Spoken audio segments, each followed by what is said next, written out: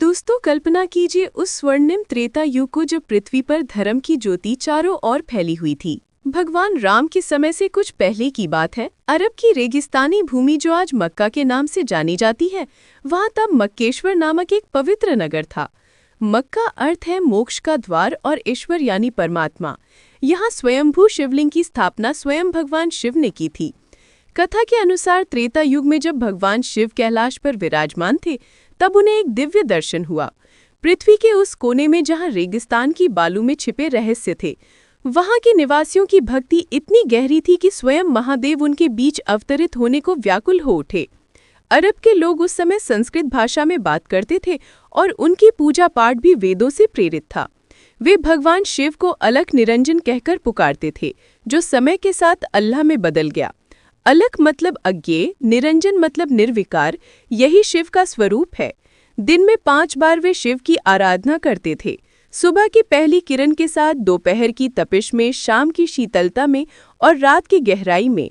हर पूजा में शिवलिंग पर जल चढ़ाया जाता, बेलपत्र अर्पित किए जाते और मंत्रों का जाप होता।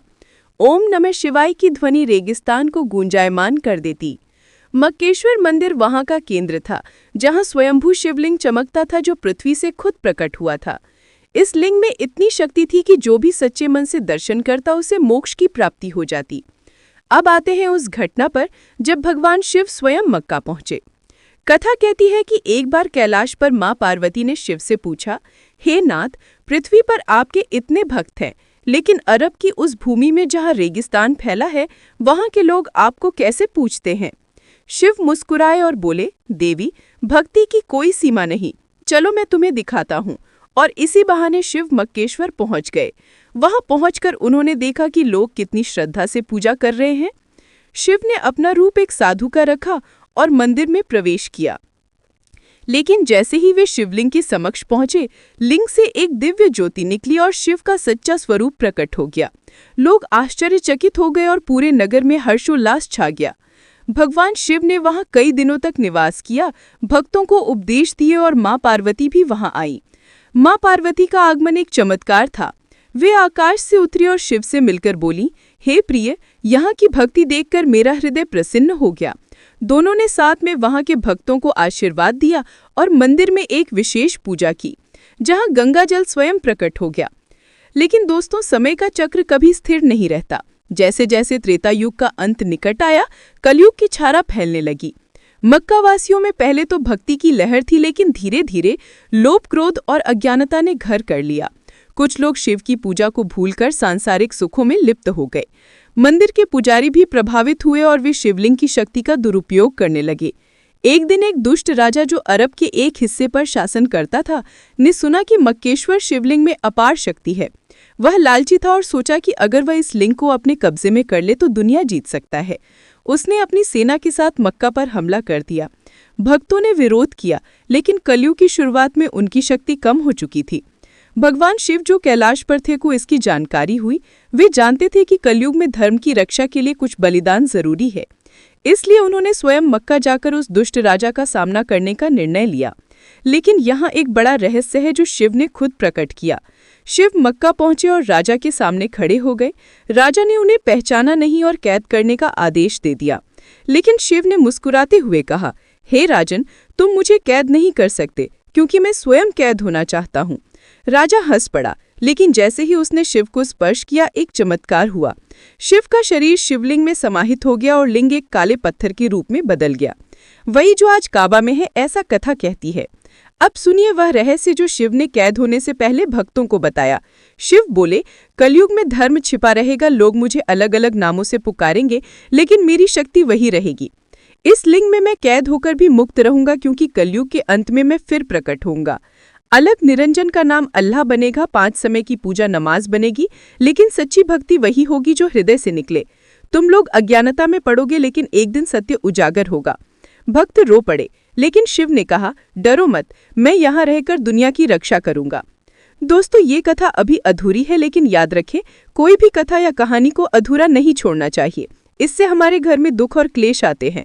कोई भी कहानी शुरू करें तो उसे पूरा जरूर देखें और नीचे कमेंट में जरूर बताएं कि आपको यह हिस्सा कैसा लगा। अगर आप भगवान शिव के सच्चे भक्त हैं तो ओम नमः शिवाय लिखकर अपनी भक्ति दिखाएं और हाँ, चैनल को सब्सक्राइब करके भगवान की कृपा प्राप्त करें, क्योंकि ऐसी कथाएं केवल सच्चे भक्तों तक पहुंचती हैं। अब आगे की कथा में हम देखेंगे कि कैसे मां पार्वती ने शिव को कैद से मुक्त करने की कोशिश की और कलयुग के और गहरे रहस्य क्या थे। जैसे ही राजा ने शिवलिंग को अपने कब्जे में लिया, पूरे मक्केश्वर में अंधेरा छा गया। रेगिस्तान की हवाएं चीखने लगी मानो प्रकृति खुद रो रही हो। भक्तों ने प्रार्थना की, लेकिन कलयुग की छाया इतनी गहरी थी कि उनकी आवाज दब गई। मां पार्वती कैलाश पर व्याकुल हो उठी। उन्होंने गणेश और कार्तिकेय को बुलाया और बोली, तुम्हारे पिता कैद हो गए हैं, मुझे मक्का जाना होगा। गणेश ने कहा, मां, पिता की लीला अनंत है, वे स्वयं कैद हुए हैं कलयुग की रक्षा के लिए। लेकिन पार्वती नहीं मानी। वे मक्का पहुंची और लिंग के समक्ष खड़ी हो गईं। उनकी आंखों से अश्रु बहने लगी और वे बोली, हे नाथ, आप बिना मुझे बताए चले गए, कलयुग में क्या होगा। तभी लिंग से शिव की वाणी गूंजी, देवी, कलयुग में मनुष्य भूल जाएगा सत्य को, वे लड़ेंगे नामों पर, लेकिन मैं सब में रहूंगा। तुम लौट जाओ, मेरी कैद ही मुक्ति है। भक्तों ने यह दृश्य देखा और समझ गए कि शिव की लीला कितनी गहन है। लेकिन राजा की क्रूरता बढ़ती गई। उसने मंदिर को तोड़ने की कोशिश की, लेकिन हर बार कोई चमत्कार हो जाता। एक बार बिजली गिरी, दूसरी बार रेगिस्तान में तूफान आया। धीरे धीरे अरब के लोग शिव की पूजा भूल गए और नई परंपराएं शुरू हो गई। लेकिन गुप्त रूप से कुछ भक्त बचे रहे जो रात में लिंग की पूजा करते। कथा कहती है कि आज भी काबा में वह शिवलिंग है और सर्कलिंग करना तवाफ तांडव नृत्य का प्रतीक है। अब सुनिए कलयुग के बारे में शिव का वह बड़ा रहस्य। शिव ने भक्तों से कहा, कलयुग में 4 युगों का चक्र पूरा होगा। लोग विज्ञान की ओर जाएंगे, लेकिन आध्यात्मिकता खो देंगे। युद्ध होंगे, प्राकृतिक आपदाएं आएंगी, लेकिन अंत में सतयुग लौटेगा। मैं कैद होकर इंतजार करूंगा उस समय का जब मेरा नाम फिर गूंजेगा। अल्लाह, शिव, विष्णु सब एक हैं, भेदभाव मत करना। यह सुनकर भक्तों का मन शांत हुआ, लेकिन अज्ञानता फैलती गई। मक्कावासी संस्कृत भूल गए, पूजा के तरीके बदल गए, लेकिन शिव की शक्ति वही रही।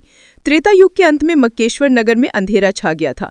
दुष्ट राजा ने शिवलिंग को अपने कब्जे में ले लिया था और मां पार्वती में कैलाश से मक्का पहुंचकर शिव से संवाद किया। शिव ने उन्हें बताया कि उनकी कैद कलयुग की रक्षा के लिए एक लीला है। लेकिन दोस्तों, ये कहानी यहीं खत्म नहीं होती। अब हम उस दौर में प्रवेश करते हैं जब मक्का में अज्ञानता की छाया और गहरी हो गई और एक सच्चे भक्त ने शिव को मुक्त करने की ठानी। लेकिन क्या वह सफल हुआ?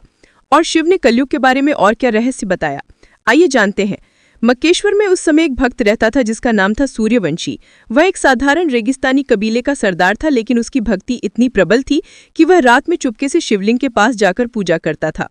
सूर्यवंशी को स्वप्न में भगवान शिव ने दर्शन दिए और कहा, हे भक्त, मेरी कैद का समय अभी पूरा नहीं हुआ है, लेकिन तुम्हारी भक्ति मुझे मुक्त कर सकती है। एक विशेष पूजा करो जिसमें मां पार्वती, गणेश और कार्तिकेय को भी आमंत्रित करो। सूर्यवंशी ने ये बात अपने कबीले के कुछ विश्वास पात्र लोगों को बताई, लेकिन उस समय मक्का में दुष्ट राजा का आतंक इतना था कि कोई भी खुलकर शिव की पूजा करने की हिम्मत नहीं करता था। सूर्यवंशी ने हार नहीं मानी। उसने गुप्त रूप से एक योजना बनाई। उसने अपने कबीले के लोगों को इकट्ठा किया और कहा, हे मक्केश्वर, मंदिर को पुनर्जन्म देना होगा, शिवलिंग को मुक्त करना होगा। उसने तय किया कि वह अमावस्या की रात को एक महापूजा करेगा जिसमें वह गंगाजल, बेलपत्र और विशेष मंत्रों का जाप करेगा। लेकिन ये इतना आसान नहीं था। राजा के सैनिकों को खबर मिल गई और उन्होंने सूर्यवंशी को पकड़ने की कोशिश की। लेकिन कहते हैं कि जब शिव की कृपा हो तो कोई शक्ति भक्त को रोक नहीं सकती।